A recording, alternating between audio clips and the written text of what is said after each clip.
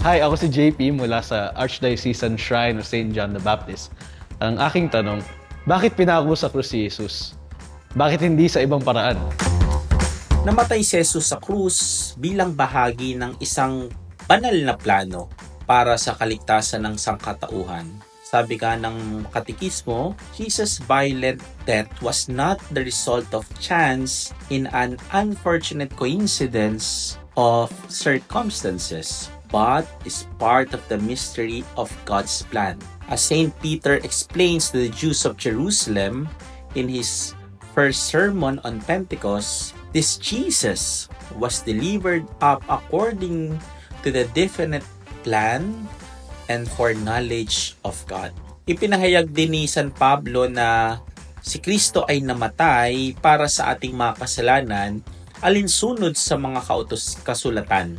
Sa partikular, ang pagtubos na kamatayan ni Jesus ay tumupad sa propesiya ni Isaías tungkol sa nagdurusa na lingkod o suffering servant.